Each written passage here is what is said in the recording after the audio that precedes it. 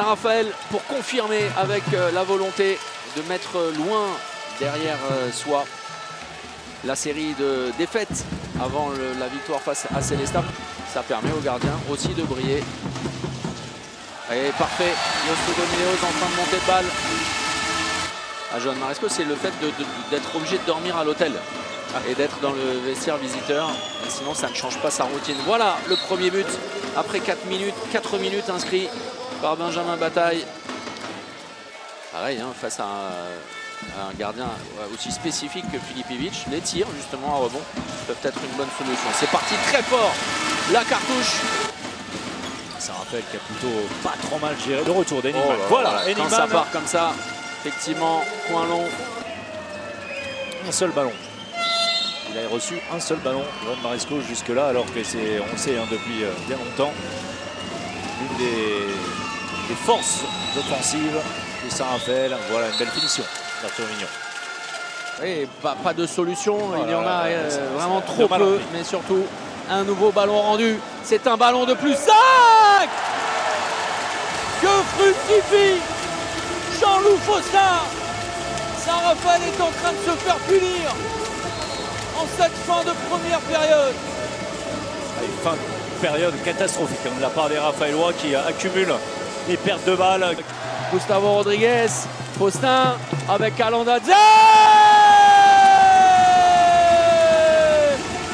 Oh, Calandadze qui vient terminer avec brio cette première période 14-8 en faveur de Chambéry. Saint-Raphaël à la tête sous l'eau. Un éclat, Thomas, un éclat, 8 partout, 14-8 en faveur de Chambéry, tout ça en 6 minutes. Retour au jeu donc avec Skoulet, Trita, Calandadze dont on a beaucoup parlé. Et regardez, de manière très symbolique, c'est lui qui s'illustre. Entre les jambes, belle passe. Bien joué. Enfin, après donc 8 minutes, Saint-Raphaël inscrit le 9e but simplement. Là aussi le bloc posé. Et voilà, encore une fois, bravo. Et surtout, l'intelligence de Hugo Brouzet, c'est d'aller isoler Arthur Mignon, qui ne peut pas intervenir, il y a un vrai différentiel.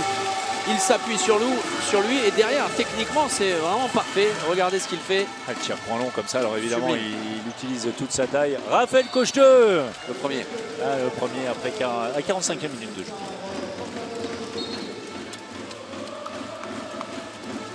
Gros contact. Hein. Plus de difficultés à trouver les solutions. Très beau tir, magnifique tir. Point long d'Adrien Dipanda. Sans en mettre énormément, vous allez voir, hein, c'est contrôlé, mais surtout le bon coup de poignet pleine lucarne. Avec Enigman qui avait une solution totalement entre Rodriguez, mais il ne met pas assez d'engagement. Raphaël Cocheteux sous la jambe de Filipivic pour entretenir l'espoir. Le positionnement de ses joueurs et l'arrêt de Vincent Gérard. Ils ne l'ont pas vu, Raphaël Cocheteux. Raphaël Cocheteux qui est frustré là-dessus sur la montée de balle. Adrien Dipanda, on est encore sur la fin de la montée. Il est passé, bravo Benjamin Bataille. Un but simplement d'écart désormais. Après Chartres la semaine dernière. Et l'arrêt de Filipivic à la lutte. Attention, il n'y a pas de gardien. Pas de gardien, Benjamin Richert. Qu'il va faire du bien celui-là. Le réflexe de Filipivic. Quelle solution. Sébastien Skoulet a placé son pivot, Hugo Brouzet. Rodriguez avec une bonne position, très bonne position pour Rodriguez. Et avec la qualité de l'engagement. Les voilà les 2 dernières minutes. Benjamin Bataille avec Enigman. Le décalage est trouvé. Cocheteux et l'arrêt de Filipivic. Il a peut-être mis tout le monde d'accord. C'est peut-être, Thomas, c'est peut-être l'arrêt du match. Ouais, il n'y a pas un but d'avance, hein, il y en a bien deux, 25-23.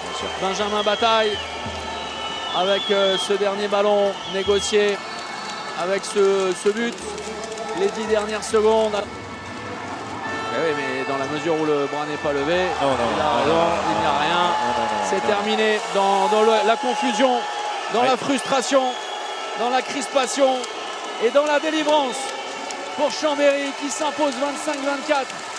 Au terme d'un match durant lequel la team Chambé aura été éblouissant pendant 8 minutes. Vraiment 8 minutes tonitruantes. À Chartres, on s'est un peu troué, on a fait un match pas terrible et voilà, on avait à cœur de revenir à la maison, devant notre public, montrer qu'on pouvait faire autre chose. Tout n'est pas parfait, on est d'accord. À la fin, je pense qu'on peut faire mieux et peut-être être un peu plus dangereux, prendre plus de responsabilités. Mais voilà, comme tu l'as dit, l'essentiel, c'est la victoire. On est content de les laisser à 4 points et de continuer à accrocher le haut. Nous, on peut nourrir un peu de frustration parce qu'on a eu un trou de 10 minutes en fin de première qui fait que on les laisse s'échapper. Et derrière, on est obligé de mettre beaucoup d'énergie pour revenir. Et malheureusement, on n'arrive jamais à revenir vraiment à égalité. Donc, plein de bonnes choses dans l'état d'esprit. Et si on ne joue pas pendant 1 heure contre des équipes comme ça, et notamment à l'extérieur, on n'arrivera pas à récupérer des points. Donc, plein de choses à garder, plein de choses positives. Et surtout, ce qu'il faut retenir, c'est qu'on doit jouer 1 heure. On doit jouer 1 heure.